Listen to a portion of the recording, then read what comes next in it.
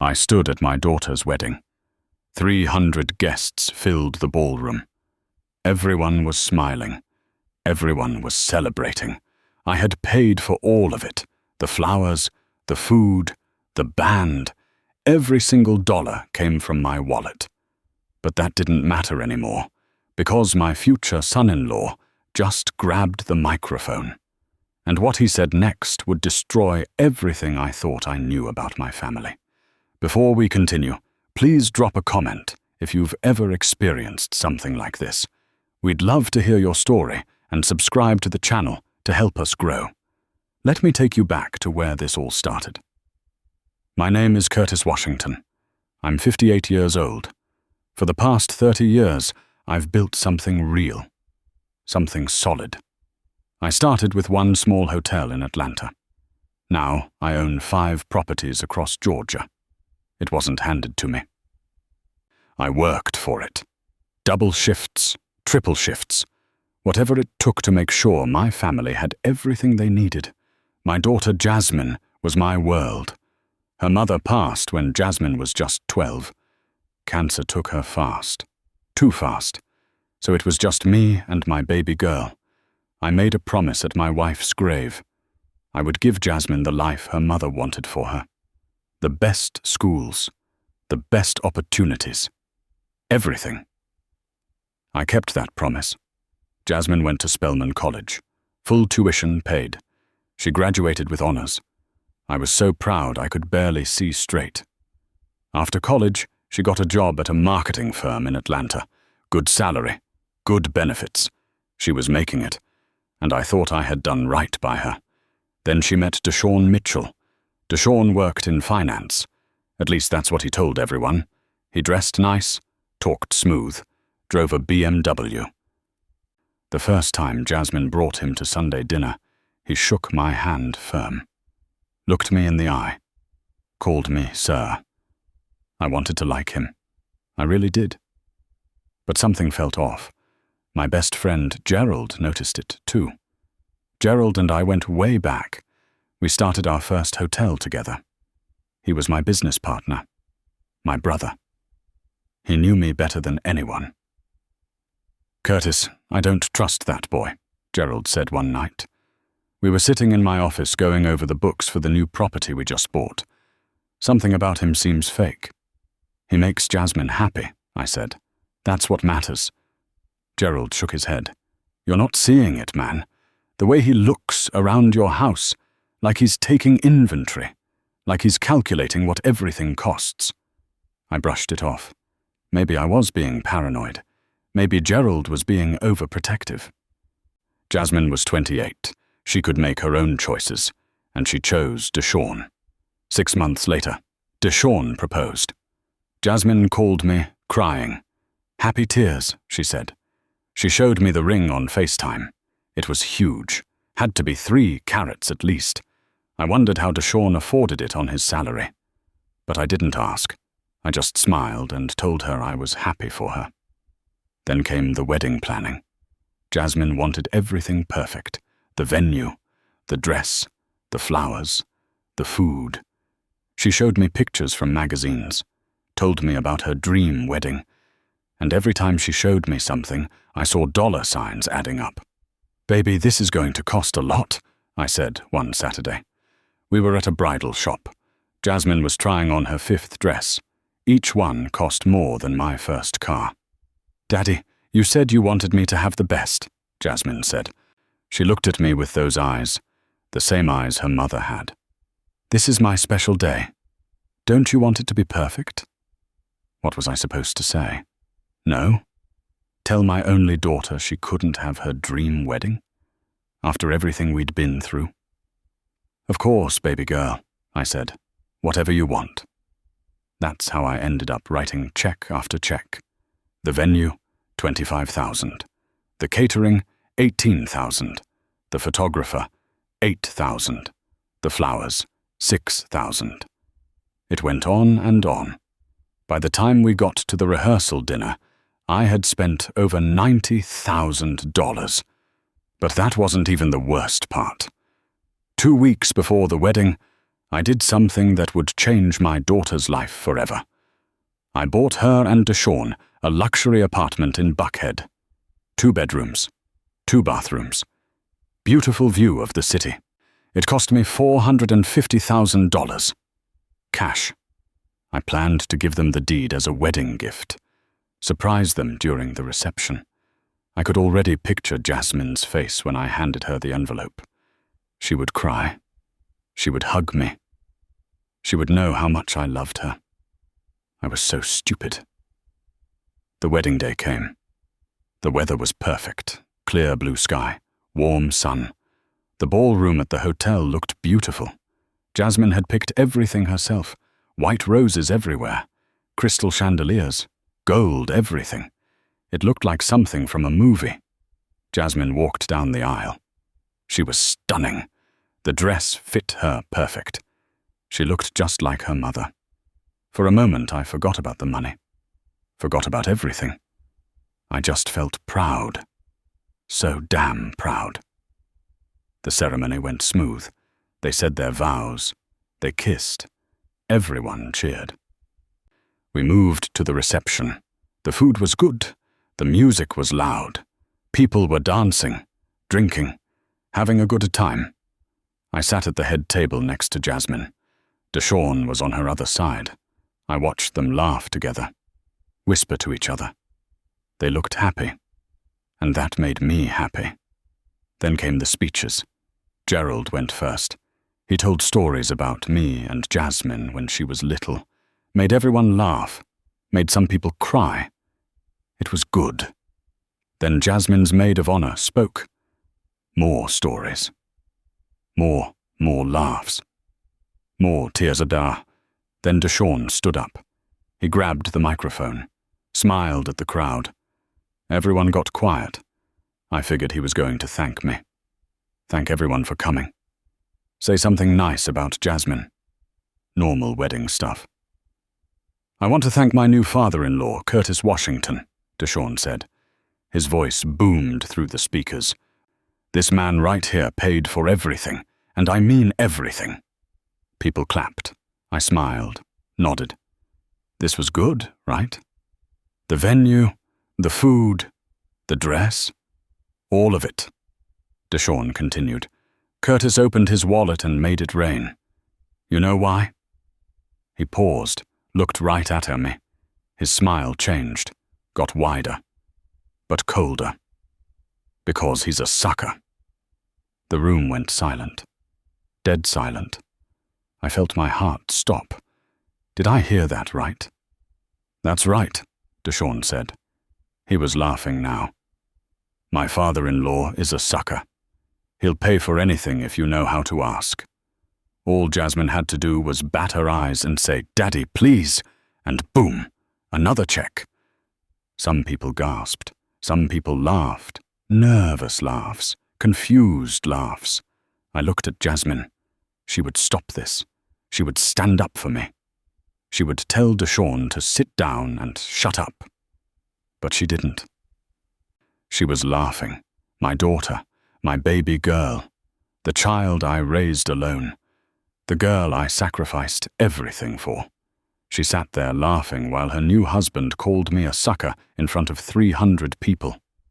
Deshawn, baby, stop, Jasmine said through her giggles. But she wasn't serious. She was smiling, enjoying this. Nah, let me finish, Deshawn said. Curtis is so desperate to be the hero, so desperate to be loved. He'll do anything, pay for anything, even buy us a $400,000 apartment in Buckhead. My blood ran cold. How did he know about that? I hadn't told anyone except Gerald. The deed was in my car. I was going to surprise them. Oh yeah, we know about that too, Pops, Deshawn said. He winked at me. Jasmine found the paperwork in your office last month. We've been laughing about it ever since. Can you believe it? Almost $500,000 just handed to us because Curtis Washington is the biggest sucker in Atlanta. The laughter got louder. More people were joining in now. They thought this was part of the show, part of some joke I was in on. But I wasn't laughing. I stood up. My legs felt weak. My hands were shaking. I looked at Jasmine one more time, gave her a chance to say something, to defend me, to show me that I mattered to her. She looked away. I walked out of that ballroom, out of that hotel, into the parking lot. I sat in my car, and for the first time since my wife died, I cried. But I didn't know the truth yet. I didn't know how deep this went. Because the next morning I would find something that would change everything. I didn't sleep that night. I sat in my living room. The house was dark, quiet, empty. The same house where I raised Jasmine, where I taught her to ride a bike, where we had movie nights every Friday, where I helped her with her homework at the kitchen table. All those memories felt like lies now. My phone kept buzzing. Text messages, voicemails. People from the wedding wanting to know if I was okay. If that was a joke. If Deshawn was serious. I didn't answer any of them. I just sat there in the dark, trying to understand how my daughter could do this to me. But the worst part, I still didn't know the full truth. Around 6 a.m, I heard a car pull up. It was Gerald. He had a key to my house. He let himself in, found me still sitting in the same chair. "Curtis, man, I've been calling you all night," Gerald said. He looked worried, tired. That was messed up. What Deshawn did, what Jasmine did. That was wrong. "I gave her everything," I said. My voice sounded dead, empty. "Everything, Gerald." And she laughed at me. Gerald sat down next to me, put his hand on my shoulder. "I know, brother. I know." "I need to go to the hotel," I said. "Check on some things." "What things?" "The office. I left some papers there yesterday before the wedding. Need to pick them up." That was a lie. I didn't have papers to pick up. But something was pulling me there. Some instinct telling me I needed to see something. Find something. Gerald drove me. We didn't talk much. When we got to the hotel, the ballroom was being cleaned up. Chairs stacked, tables folded, all evidence of last night's disaster being erased, except the damage to my heart. That was permanent. I went to my office, sat at my desk, looked around at everything I built, the photos on the wall, me and Jasmine at her high school graduation, her college graduation, her first day of work. Every major moment of her life, I was there, smiling, supporting, paying, always paying. That's when I noticed it. Jasmine's purse. She must have left it in my office before the wedding. It was sitting on the chair by the window. She probably came in to touch up her makeup, left it behind in the rush. I shouldn't have looked inside. I know that. But something told me to. Some voice in my head saying I needed to know the truth. I opened the purse. Found her phone. I knew her passcode. It was her mother's birthday. She never changed it. I unlocked the phone, went to her messages, started reading. What I found made my stomach turn. Messages between Jasmine and Deshawn, going back 2 years. Hundreds of them. And every single one was about me, about using me, about taking advantage of me. "Dad just agreed to pay for the engagement party," one message from Jasmine said. "Told you he would. He's so predictable." Deshawn's response: "Your old man is a walking ATM. Keep working him." I kept scrolling, each message worse than the last. "Dad wants to take us to dinner tonight. Probably going to offer to pay for the honeymoon," Jasmine wrote. "Good. I was looking at that resort in Bali. 15,000 for the week. Let's see if he bites," Deshawn replied. My hands started shaking, but I couldn't stop reading. "Found the papers for the Buckhead apartment in Dad's desk," Jasmine wrote a month ago. "He's really going to give it to us. This is insane." "I told you to play the daddy's girl card. Works every time," Deshawn wrote back. After we get the apartment, we need to work on getting him to invest in my business idea. I'm thinking 200,000 should cover it. 200,000. For a business that probably didn't even exist. But that wasn't even the worst part. I found voice recordings. Jasmine had recorded conversations with me. Private conversations. Father-daughter moments I thought were sacred. She recorded them, and she shared them with Deshawn. I played one. It was from 3 months ago. I was telling Jasmine about her mother, about how much I missed her, about how raising Jasmine alone was hard but worth it, because she was my whole world. In the recording, you could hear me crying, getting emotional, telling my daughter how much I loved her. Then the recording stopped. And there was a text from Jasmine to Deshawn. Just recorded Dad having another one of his emotional moments. This man is so soft. We can get whatever we want from him. Deshawn's response. He's pathetic. Can't wait to spend his money. I dropped the phone. Felt like I was going to be sick. These weren't just mean comments. This was calculated, planned. They had been using me for years, playing me like a fool, and I let them. No. I made it easy for them.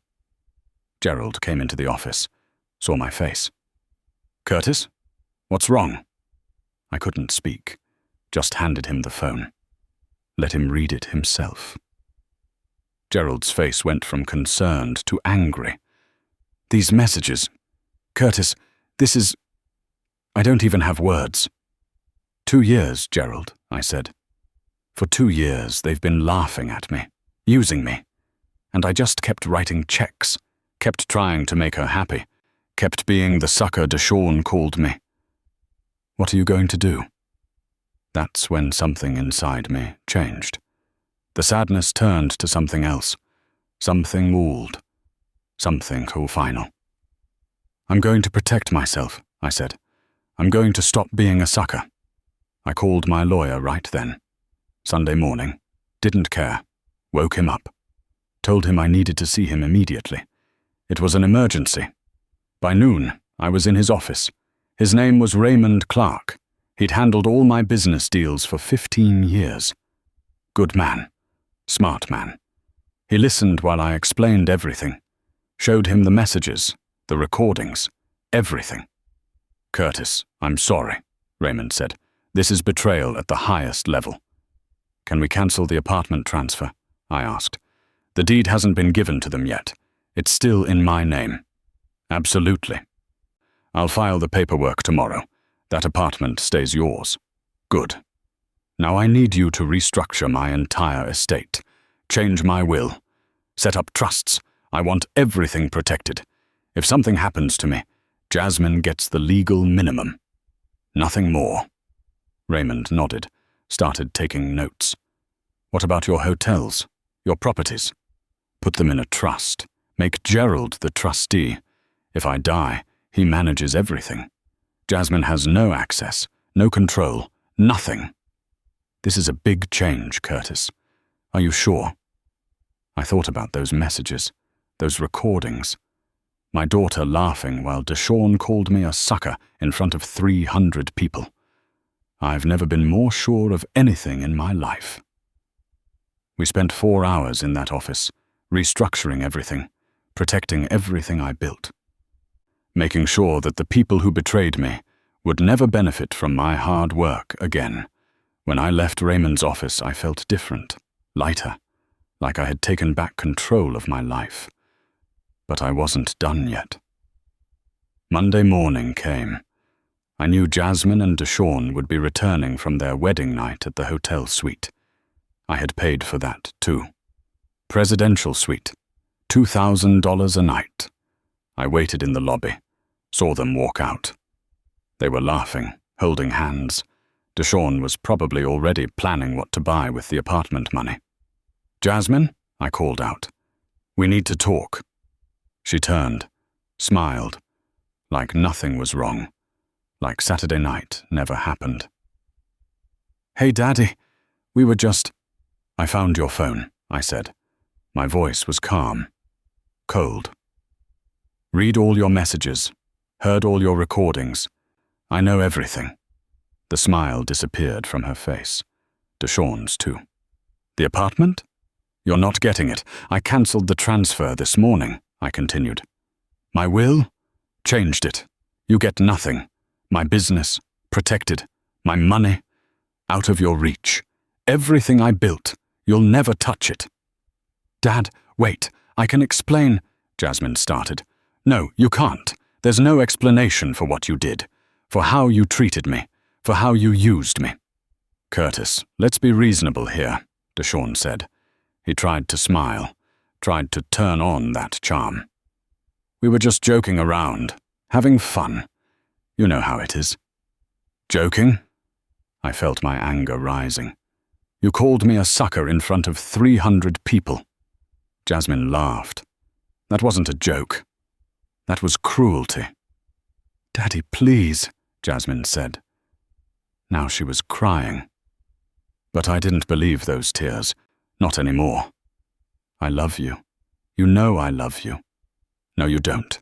You love my money. There's a difference." I walked away, left them standing in that lobby, didn't look back.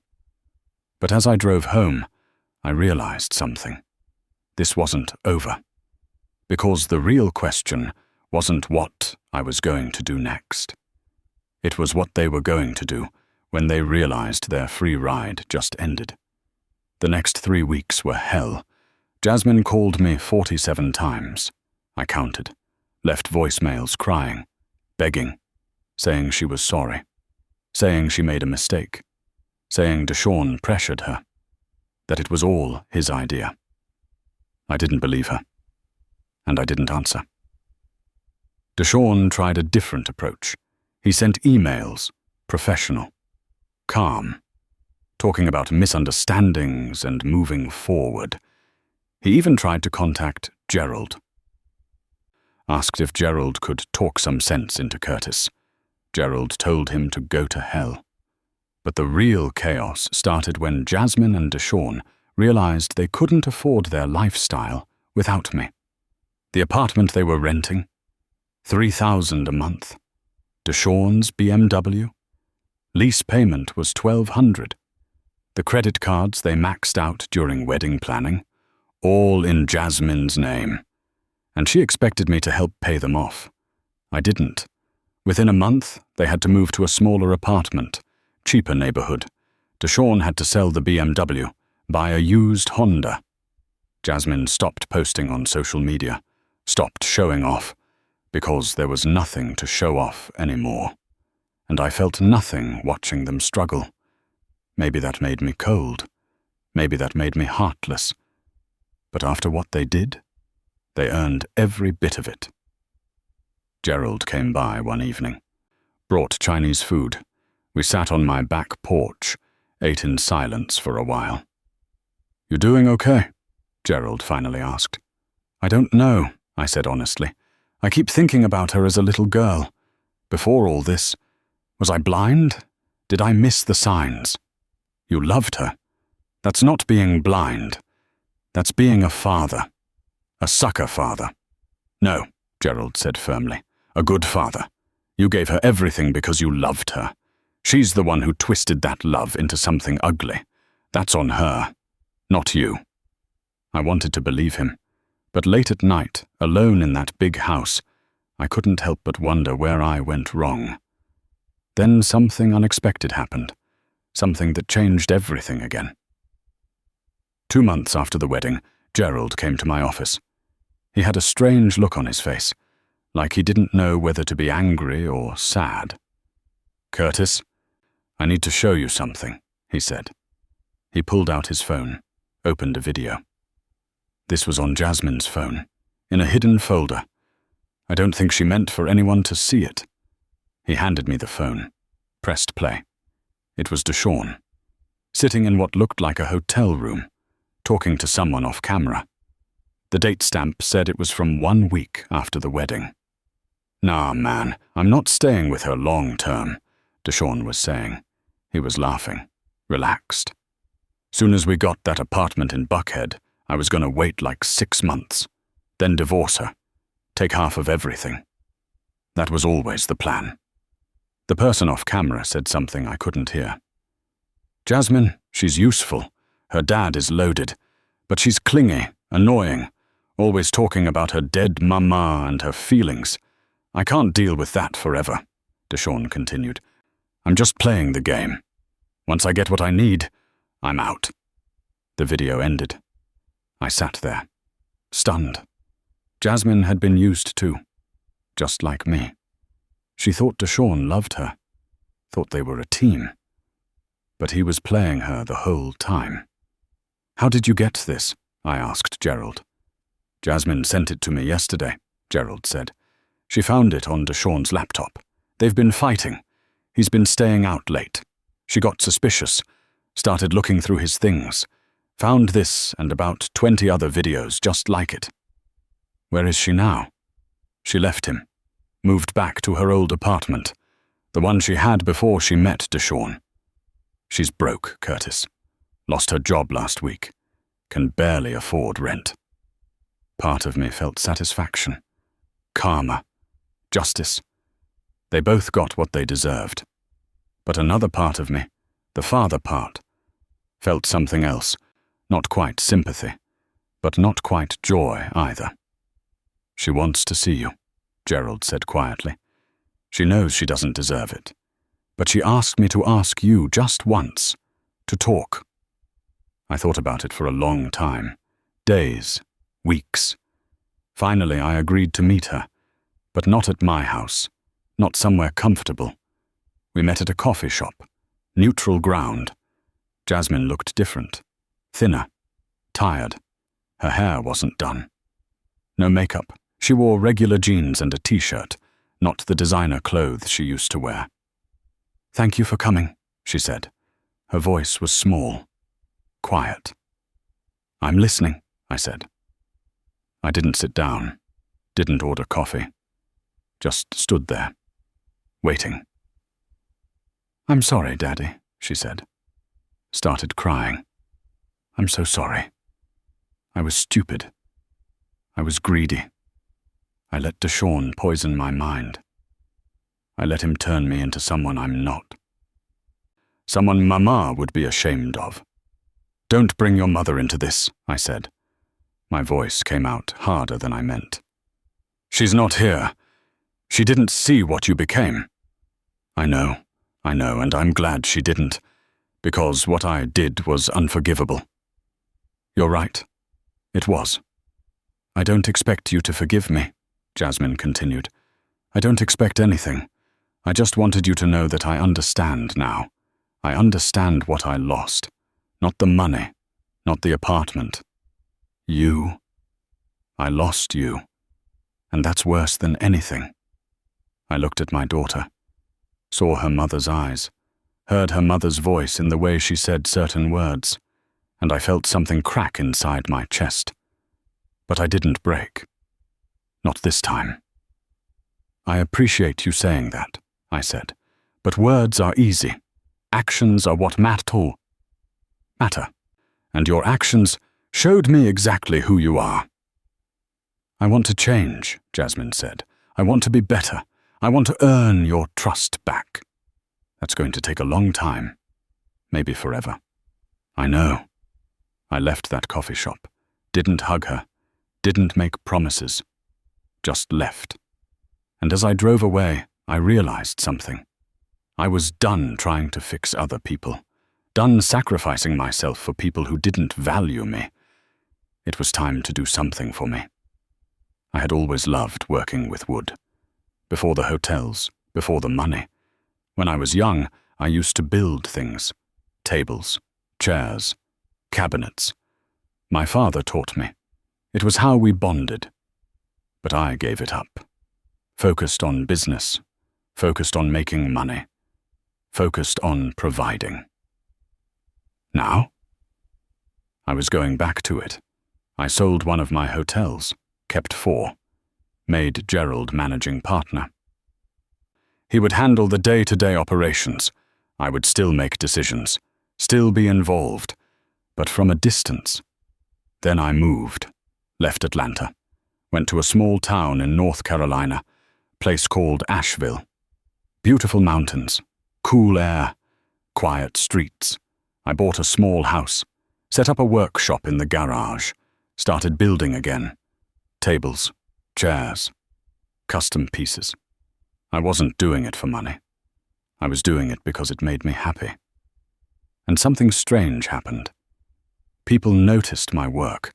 A local gallery owner saw one of my tables, asked if she could sell it. I said sure. It sold in 3 days. She asked for more. I made more. They all sold. Within a year, I had a waiting list.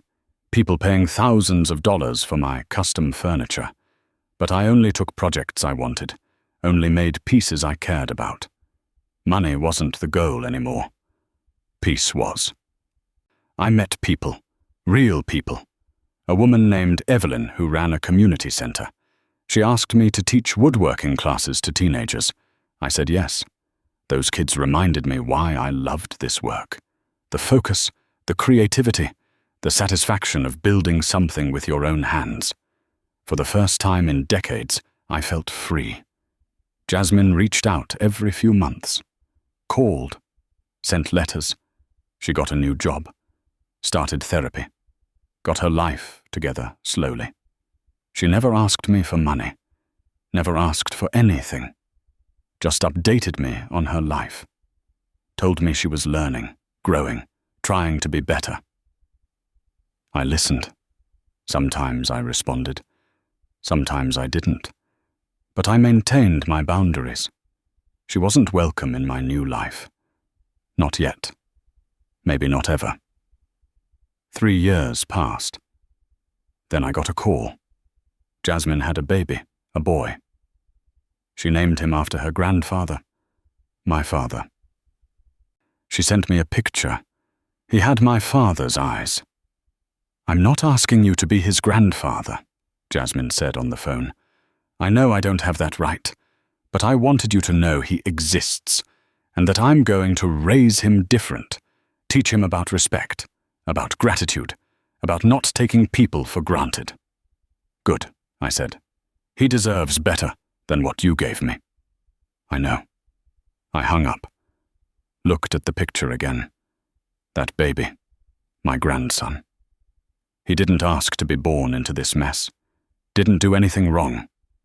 So I made a decision. I would support him. Financially, from a distance. Set up a college fund, make sure he had opportunities. But I wouldn't be involved, wouldn't build a relationship with Jasmine to get to him. That was a line I wouldn't cross. Some people might say I'm bitter, unforgiving, cold. Maybe they're right. But I learned a hard lesson. Love without boundaries is just an invitation to be used. Now, at 61 years old, I wake up every morning in my workshop. I smell the wood, feel the tools in my hands, build things that matter to me, and I'm surrounded by people who respect me, value me, see me as more than a wallet. Jasmine sent me another message last week. Said Deshawn reached out, wanted to apologize, wanted to make amends. She told him no, said some bridges once burned, stay burned. I smiled when I read on that. Maybe she really was learning. But here's the thing I never expected. The twist I didn't see coming. Last month, I got a package. Inside was a recording device and a note from Gerald. "Curtis, I need to tell you something. That first video of Deshawn, the one where he talked about using Jasmine, I had someone make that. It wasn't real. Well, parts of it were real.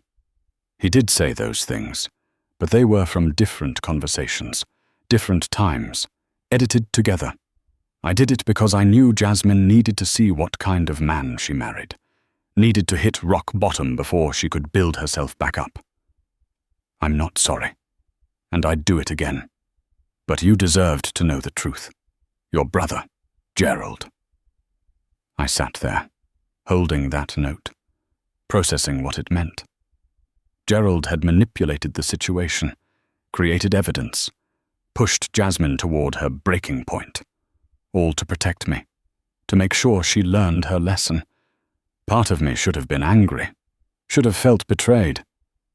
But mostly, I just felt tired, because even this revelation didn't change anything. Jasmine still betrayed me, still laughed while Deshawn humiliated me. Those messages were real. Those recordings were real. The path might have been manipulated, but the destination was always the same. I put the note away, went back to my workshop, ran my hands over the oak table I was building for Evelyn's community center, felt the grain, the texture, the solid truth of wood and work and honest creation. Some stories don't have clean endings. Some wounds don't fully heal. Some relationships can't be repaired. And that's okay, because I learned that peace isn't about fixing what's broken. It's about building something new. My daughter visits once a year now, brings my grandson. We have lunch, talk about surface things, weather, work, the baby's milestones. Then she leaves, and I go back to my workshop, back to my life, back to the peace I built with my own 2 hands. It's not the family I imagined, but it's the one I chose. And for the first time in my life, that feels like enough. Thanks for listening to this story. If it touched your heart, please leave a like and subscribe. Have you experienced something similar? Share your story in the comments below.